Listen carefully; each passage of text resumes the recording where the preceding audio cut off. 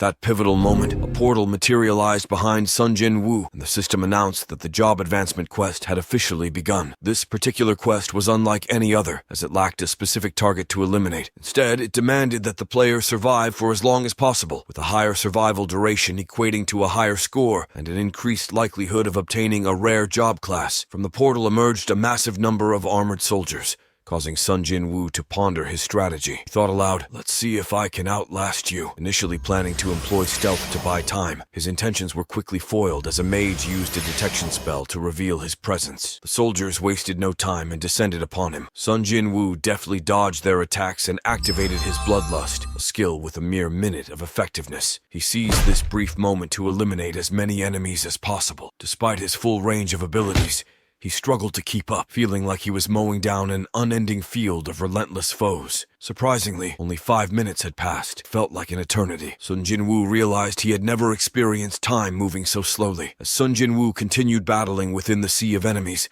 his health bar gradually dwindled. He contemplated using the return portal, but was knocked away from it by a powerful strike. Memories of his past struggles as a weakling flooded back. He resolved not to let it end like this. Rising to his feet, he charged back into the fray. Unfortunately, he was once again knocked down. Just as the soldier was about to deliver the final blow, Sun Jin-woo disappeared. In an instant, Sun Jin-woo found himself in a familiar desert. He recognized the place as the penalty zone, a consequence for failing to complete his daily mission. However, this time the penalty turned out to be a substantial reward, not only escaping death, but also leveling up by slaying monsters in the penalty zone. With 4 hours at his disposal, Jin-woo opened the system store, purchased supplies, and faced the desert's monsters with excitement. 4 hours later, now at level 51, he refilled his health and prepared to return with 3 minutes left on the clock. As a precaution, he secured a Night Slayer dagger from the store, tying it to his hand with a bandage to prevent it from being knocked away. Additionally, he acquired a new skill called Dominator's Touch, which didn't require mana,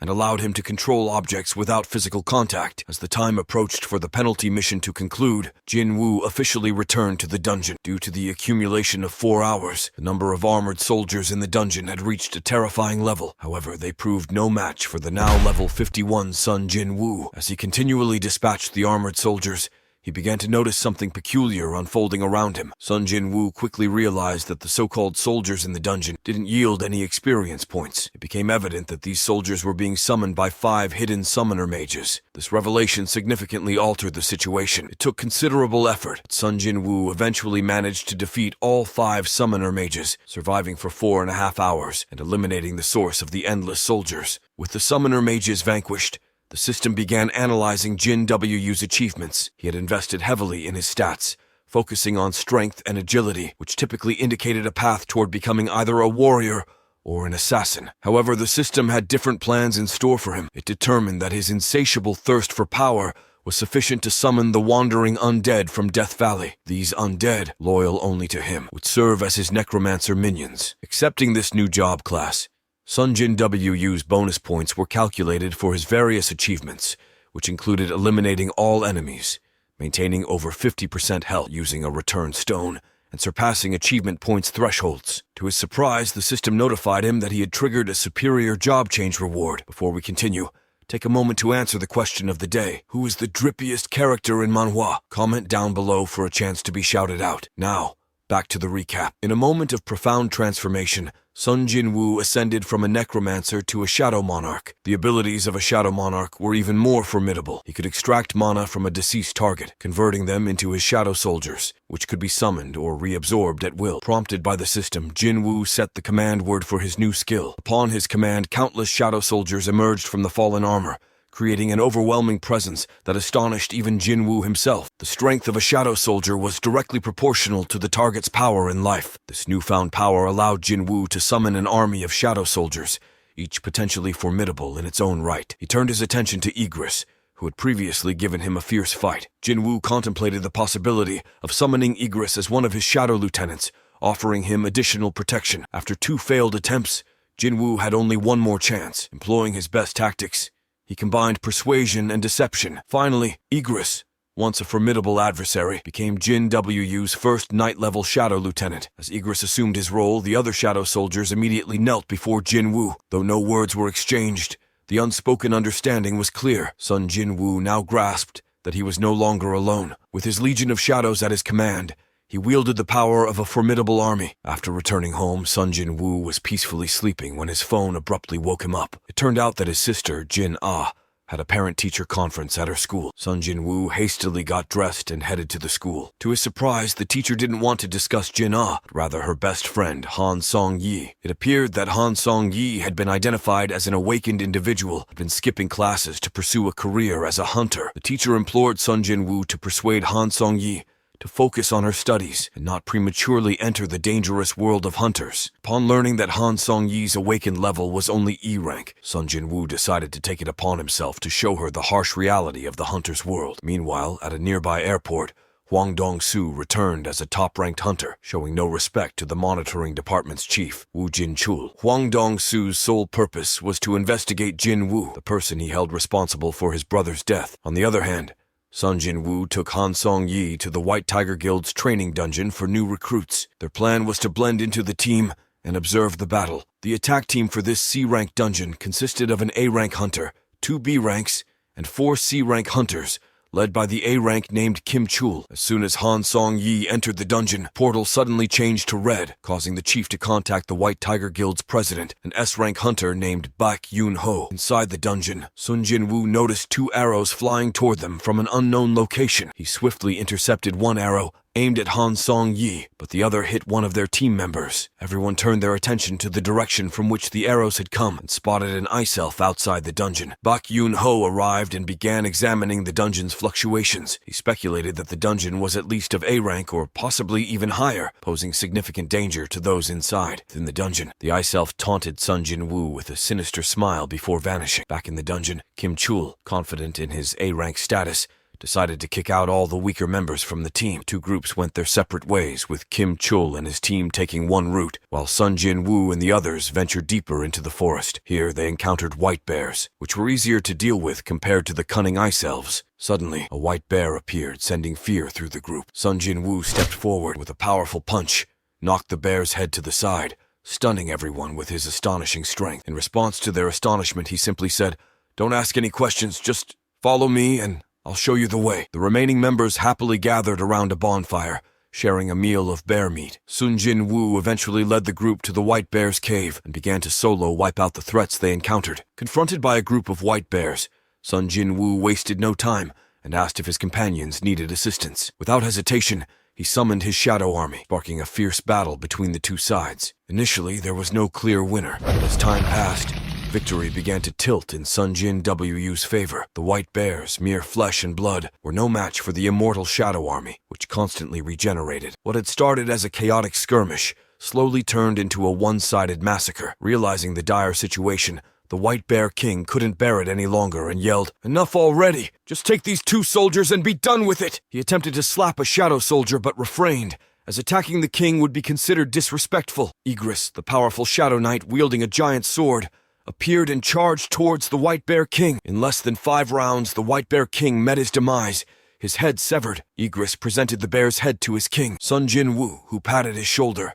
acknowledging his efforts. Seeing the countless dead bodies, Sun Jin-woo wasted no time and summoned the White Bear King by uttering the command word. The ferocious White Bear King was now transformed into a shadow soldier. Meanwhile, Kim Chul's team encountered a yeti and then an ice monster, facing one challenge after another. It appeared that the dungeon considered Kim Chul's A-rank team weak, making it easy to manipulate them. In an instant, Kim Chul found himself alone and ran for his life. After running for a while, he stumbled upon Jin-woo's group, and his frustration mounted upon realizing they were not only alive but also well supplied. Kim Chul contemplated stealing their supplies when Sun Jin-woo swiftly slapped him, knocking him down. Just then, the ultimate boss of the dungeon, the Ice Elves King, arrived with his minions, mocking Jin-woo's group for their apparent weakness. Sun Jin-woo, undeterred, challenged the Ice King, asserting that he would show him who was the boss. To his surprise, Jin-woo discovered that he could understand the language of monsters, possibly due to his system. Before the Ice King could introduce himself, Jin-woo dispatched the Ice Elf with a single strike, warning the king not to underestimate him. The Ice King, smirking,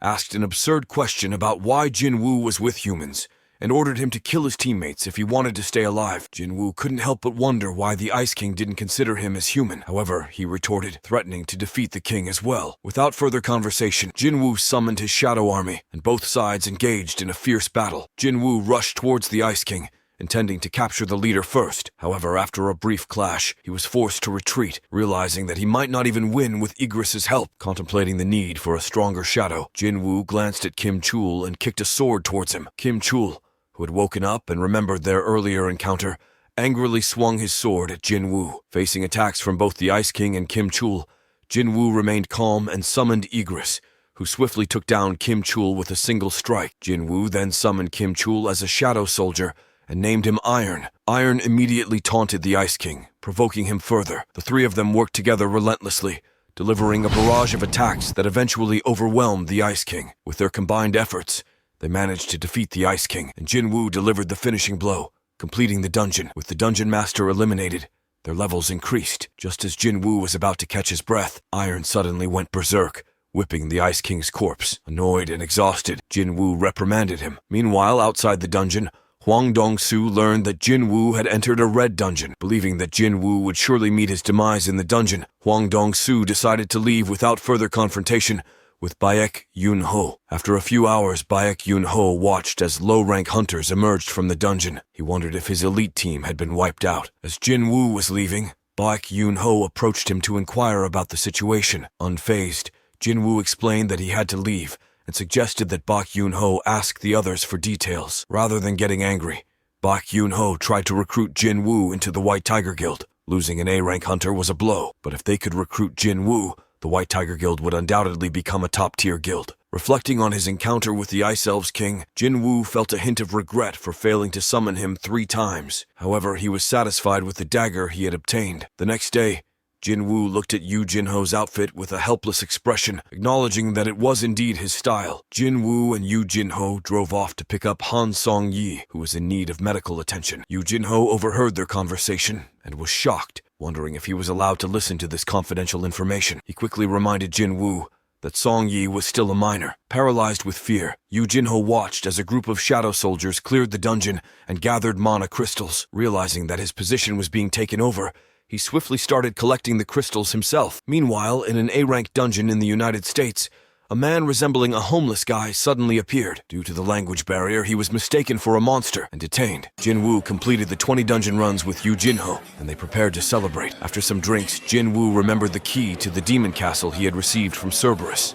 Considering his current level, he decided it was time to reclaim his territory. The next day, Jinwoo informed his sister that he wouldn't be back for a week and headed to the designated location to enter the demon castle. As the gates opened, the system presented him with a mission to collect 10,000 demon souls with tempting rewards. After accepting the mission, he entered the dungeon, greeted by scorching heat and a city engulfed in flames. The demon castle had 100 floors, and an entry permit was required for each floor. Given Jinwoo's current strength, he swiftly cleared the first floor. Considering the time constraint, he summoned his shadow army and initiated a sweeping assault. The homeless man introduced himself as Sung-il Hwan, and only S-rank hunter H. Hwang Dong-soo could communicate with him. During the interrogation, Hwang Dong-soo discovered that his son's name was Jinwoo. He smirked, but Sung-il Hwan sensed his ill intentions and gave him a sharp look, asking what he was looking at. A fierce battle ensued, and Hwang Dong-soo was sent to the ICU. With his incredible abilities, Jinwoo moved through the floors at an astonishing speed, collecting more than 2,500 demon souls. Finally, on the 50th floor, he encountered the first boss of the demon castle,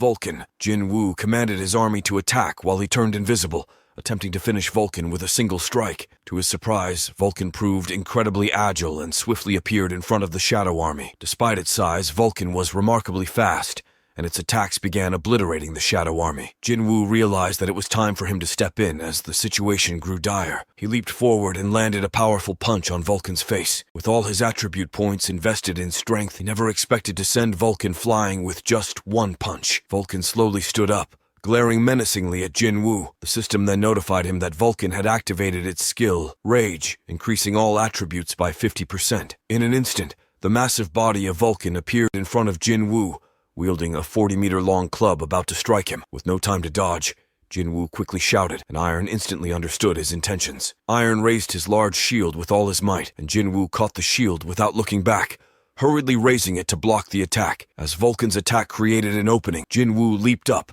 preparing to counterattack. Unexpectedly, Vulcan was also waiting for an opportunity, and Jinwoo was forced to use the Dominator's touch skill in a desperate situation, narrowly escaping with the help of the repulsive force. Unable to fight Vulcan head-on, Jinwoo decided to outsmart it. He lured Vulcan to a dangerous building, using the structure to limit its movements. Then he delivered a powerful skyward slash, killing Vulcan. As a reward for his victory, he obtained 4 high-quality items, with the most useful one for enhancing his combat power being the A-rank item, the Orb of Avarice, which doubled magic damage. After defeating Vulcan, Jinwoo led his massive army, slaughtering demons along the way. In no time, they reached the 75th floor, where the boss, a lich, summoned countless zombies and skeletons from the ground, quickly forming an undead army. Iron and Egress took the lead, and the shadow soldiers closely followed behind. Impressed by their ferocity, the lich exclaimed in fear. Jinwoo immediately struck him down, sitting on the demon's remains. Jinwoo admired the strength of the lich's ability to summon undead soldiers, so he wanted to turn it into a shadow soldier. Unfortunately, the demon's magic had been tainted and couldn't be extracted as a shadow soldier, which was a pity. Jinwoo then checked the rewards, finding a necklace belonging to the Demon King, an S-rank accessory that increased agility and intelligence by 20 points each. It could also be linked with earrings to unlock the first set effect, which increased all attribute points by 5. Although Jinwoo wanted to continue conquering the demon castle to complete the set, he didn't have the energy to go any further. At that moment, the system notified him that he had completed the first stage of the mission to collect 10,000 demon souls and receive the system rewards. The rewards included blueprints for the Elixir of Life, 20 attribute points, and a key with unknown properties. The Elixir of Life, an S-rank item, could heal all diseases, which meant Jinwoo's mother no longer needed to stay bedridden. Crafting the Elixir of Life required 3 items: fragments of the World Tree, water from the Echoing Spring, and the purified blood of the Demon King. Jinwoo already had the first 2 items from previous boss drops, and the last one had to be obtained from the Demon Castle's ultimate boss. To quickly level up, Jinwoo needed to find an opportunity to challenge the Demon Castle again. Sitting by his mother's bedside, Jinwoo clenched his fists, determined to increase his hunter rank to make things easier. He headed to the Hunter Association to undergo a re-evaluation of his rank. Placing his hand on the crystal ball, a surge of powerful energy enveloped the area. The tester was puzzled because the ball showed an error. However, the supervisor quickly realized something was wrong and broke out in a cold sweat, calling for a higher supervisor. The error wasn't due to a malfunction. It was because the crystal ball's capacity was maxed out. It couldn't measure Jinwoo's rank. This revelation meant that Jinwoo was the 10th S-rank hunter in the country. Upon hearing this news,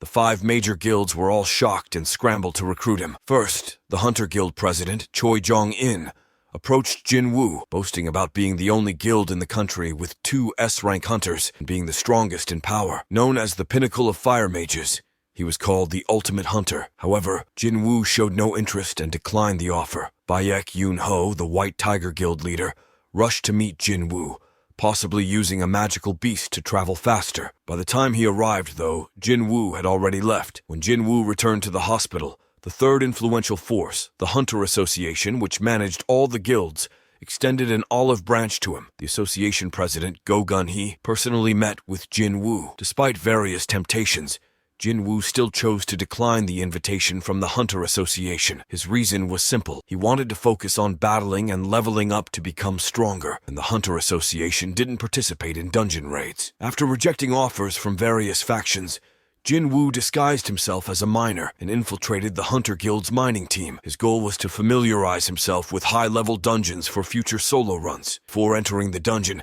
he encountered the second-in-command S-rank hunter of the Hunter Guild, Cha Hai-in. Jinwoo sensed her powerful magic aura, even surpassing Choi Jong-in's. Cha Hai-in's keen senses nearly detected Jinwoo in the crowd. He quickly concealed his presence. As a miner, Jinwoo began cleaning up tasks like mining and transporting monster corpses. During the lunch break, he sneaked into the boss room for his true purpose, only to find an undefeated boss. Just as he considered taking it down, a female voice asked him what he was doing there. Turning around, he saw Cha Hai-in, wondering how she had returned so quickly. Jinwoo hurriedly explained that he got lost. She let him go without suspicion. However, as he tried to slip away, Cha Hai-in suddenly felt something was off and stopped Jinwoo. She possessed an exceptional sense of smell, allowing her to detect the odor of every hunter. Surprisingly, Jinwoo's scent was pleasant, arousing her suspicion. However, after checking his ID badge, she dismissed her doubts. Before leaving the mining team, the team leader, impressed with Jinwoo's work, gave him double pay and invited him to return the next day. That night, Cha Hyein made a phone call to investigate Jin Woo, but received information classified as top secret. Disappointed, she lied in bed, tossing and turning, unable to sleep while thinking about him. The next day, Jin Woo continued his disguise as a miner, volunteering to join a mage group that needed a strong porter. This time, they raided an A-rank dungeon with the Hunter Guild's second force team, consisting of 11 A-rank and 6 B-rank hunters, all well-equipped. Before setting out, Jin Woo had an ominous feeling that proved correct when they encountered a wolf pack attack upon entering the dungeon. Formidable Hunter Guild quickly organized and effortlessly eliminated the wolves. During the cleanup, they were surprised to find collars on the wolves, indicating someone had trained them. As the saying goes, if you want to hit a dog, watch the owner first. Jin Woo's premonition seemed accurate as high orcs emerged from the shadows. Without waiting for the hunters to react, the high orcs roared and engaged them in a fierce battle. The giant orc was as powerful as an A-rank hunter, and facing 22 high orcs, the raiding team was clearly outmatched. At a critical moment, Jin Woo dropped his backpack and activated his stealth skill to secretly help the others deal with the high orcs. Although the raiding team managed to defeat the first wave of enemies with Jin Woo's assistance, they realized they weren't strong enough to conquer this dungeon and decided to retreat. However, as they approached the entrance, a purple barrier suddenly blocked their path, sealing off the exit. The mages were unable to break the barrier, and 50 more high orcs appeared from behind. Instead of attacking, they invited the team to meet their boss, knowing they were no match for the high orcs. Reluctantly, the team leader agreed. The team arrived at the orcs' stronghold, where giant orcs stood proudly with countless orc armies on both sides of the throne. On the throne sat 4 orc generals guarding the orc Grand Wizard in the center. The Grand Wizard, sitting arrogantly on the throne, revealed the purpose of the team's arrival. Team leader Sun Ki-hoon realized that they were merely entertainment for the orcs, not real opponents. He decided to make a desperate move and rush towards the boss. He didn't even get a chance to get close before he was thrown around like a ball. Seeing their leader in such a state, the rest of the team was terrified. At that moment, Sun Ki-hoon suddenly disappeared, and Jin Woo rescued him, asking if he could kill the monsters here. With permission granted, Jin Woo stood up, stating it was his first encounter with such a powerful aura, but a pity they were facing him. In the next second, his shadow army descended, their terrifying presence paralyzing the raiding team members with fear. Jin Woo didn't speak and activated his new skill, Shadow Monarch's Domain, which increased the attributes of nearby shadow soldiers by 50%. The battle was about to begin, with Egress and Iron leading the charge. Despite being powerful enough to face 5 or 10 enemies at once, the strength of the Shadow Army lay in the fact that as long as Jin Woo had mana, they would be endless. Every defeated orc was summoned as a shadow, making the orcs' numbers useless against him. The Grand Wizard finally took action, using a group skill to harvest shadow soldiers, intending to deplete Jin Woo's mana. However, Jin Woo easily replenished his mana with a potion. The Grand Wizard, seeing this, decided to face Jin Woo directly, only to be knocked down with a single punch. Meanwhile, sensing the powerful mana fluctuations outside the dungeon, the Hunters Association and Cha Hyein from the Hunters Guild rushed to provide support. They arrived at the dungeon, astonished not only by the vast number of shadow soldiers, but also by Jin Woo, fighting the boss on his own. The number of shadow soldiers he could summon far exceeded people's understanding, setting him apart from other summoners who could only summon 1 or 2 creatures. Jin Woo was on a completely different level. Before anyone else can react, Jin Woo has already defeated the powerful wizard, immediately extracting its shadow and naming it Tusk. For the first time, Jin Woo has extracted an elite, night-level shadow, leaving everyone speechless. As they watched the Grand Wizard rise again as a shadow, were convinced that Jin Woo was a monster. Jin Woo turns around to see a group of people watching him, and his face turns red. He realizes that he probably can't keep his abilities a secret any longer, and needs to think of a way to escape the situation. A representative from the Hunter Association immediately steps forward to act as the good guy, warning everyone and taking Jin Woo away. At this moment, Choi Jong-in hears his members report and learns that Jin Woo can summon powerful creatures. He decides to try to recruit him once again. Jin Woo arrives at the association to get his rank re-evaluated, but unexpectedly finds the place surrounded by reporters. It turns out that the big celebrity, Lee Min-sung, is also going to have his rank evaluated and become an A-rank hunter today. As Jin Woo is about to enter, he is stopped by bodyguards. At this moment, the Hunter Association president, Go Gun-hee, personally comes out to escort Jin Woo. Lee Min-sung, looking pale, angrily asks the bodyguards to check Jin Woo's background. As he prepares to enter the Hunter Association building, he is stopped by Chief Woo. No one is allowed inside before 11 a.m., and Chief Woo warns him not to cross the line. The 2 S-rank guild leaders, Baek Yoon-ho and Choi Jong-in, are already waiting for a chance to recruit Jin Woo as soon as he gets his S-rank hunter license. After the guild is established, the first person to join is, of course, the rich, second generation, Yu Jin-ho, who had previously teamed up with Jin-woo to clear dungeons. He entrusts all the miscellaneous tasks to Yu Jin-ho and focuses on his own missions. Jin-woo prepares to continue the unfinished Demon Castle dungeon. Before officially setting off, he leaves a few shadow soldiers to secretly protect his sister, just in case. With everything ready, Jin-woo starts his solo journey into the Demon Castle once more, where the difficulty has become even higher. His goal is to defeat the Demon King on the top floor of the Demon Tower, and the rewards are, of course, quite generous. As he enters the 76th floor,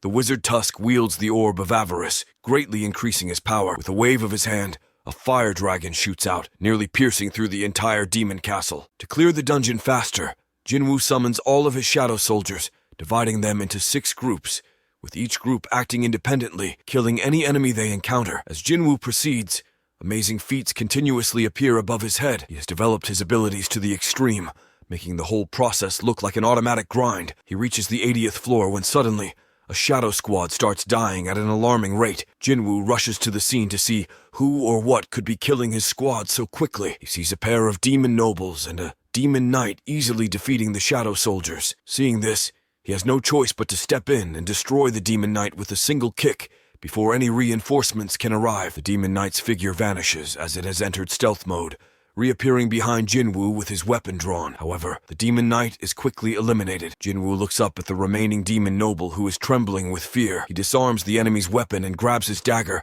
preparing to finish him off. Surprisingly, the demon noble suddenly surrenders, saying, "I surrender." Jin-woo is shocked that a monster can speak the human language. Upon removing the helmet and revealing the face beneath the mask, he sees a beautiful demon girl. She begs for her life, pleading not to be killed. Jin-woo contemplates whether attacking her would be against his character. However, as he looks away, the demon girl seizes the opportunity to launch a surprise attack, to be blocked by Tusk. Jin-woo glances at her and asks, "Well, what do you want?" She immediately falls to her knees, saying she'll do anything to spare her life. Jin-woo can't help but think she has no sense of honor. After some interrogation, Jin-woo discovers that from this floor onwards, the entry permits are held by the demon nobles. The demon girl in front of him, Aesel, is the eldest daughter of the Radiru family, ranked 10th among the top 10 demon families. In this dungeon, Jin-woo can't help but comment on their family's name, pointing out that Aesel's quick surrender doesn't do their reputation any good. Jin-woo decides to take advantage of having a high-ranking NPC by his side and asks her some questions, like why the demon nobles are here and what their purpose is. However, Aesel seems to be glitched, her eyes unfocused, and she can only utter words about killing humans for the sake of war. Jin-woo recalls similar words spoken by bosses he's encountered before, making him feel as if he's no longer human due to the system. He attempts to ask more questions, but Aesel seems to be malfunctioning and faints. Fortunately, Jin-woo is there to protect her. As an S-rank hunter, he can't take advantage of others in need. In gratitude for Jin-woo's protection, Aesel brings him to her family's home. Her demon father is dumbfounded to see his daughter return with a man, a typical reaction to a potential son-in-law. He senses the massive army of shadow soldiers lurking beneath Jin-woo. Jin-woo states that he will leave as soon as he gets the entry permit. The demon father hesitates but eventually agrees. Jin-woo, with a thought, places his hand on Aesel's shoulder, wanting to borrow her guidance. Since Aesel is a native, she should know the locations of the upper demon families. However, this move irritates the demon father for some reason, leaving Jin-woo confused by the strange reaction. Jin-woo acquires the entry permit and Aesel's guidance. Seeing the hospitality of the Radiru family, Jin-woo feels a bit embarrassed and promises to make them the #1 demon family. With that, he begins a fast clearing mode, aiming to conquer a demon family every 10 minutes. As Jin-woo continues his conquest, Igris and the White Bear King reach their maximum level and request to be upgraded to the next stage. Seeing Igris as an elite knight, Jin-woo is confident that he's reached the S-rank hunter level and doesn't linger. Jin-woo proceeds with his strategy, swiftly clearing floors, and finally arrives at the 100th floor, where a huge dragon flies across the sky and lands on the castle wall. It's the Demon King Baron. Baron, feeling the weight of Jin-woo's gaze, grew uneasy and suspicious. Perceiving himself as prey, he swiftly raised his colossal greatsword and unleashed a powerful skill, summoning a massive demon army that charged ferociously toward Jin-woo. Remarkably composed and confident, Jin-woo awaited their approach, biding his time. Suddenly, Jin-woo activated his domain of the monarch, and in an instant, his shadow army surged forth, swiftly dispatching numerous demons. Baron, his frustration mounting, let out a snarl and unleashed a devastating lightning attack that enveloped the entire area. Jin-woo, with impeccable timing and precision, evaded the attack successfully, but his robe had reached its limit in absorbing any further damage. leaving him vulnerable. Recognizing the opportunity, Baron wasted no time in launching another lightning assault. Jin Woo, battered and struggling amidst the rubble, desperately tried to evade yet again, but the relentless assault pushed his abilities to the brink. Emerging from the dust with his sword firmly gripped in one hand, Baron wasted no time and launched another formidable attack. What will happen next? Find out next time by staying tuned for our future recaps. Don't forget to like and subscribe for more great recaps.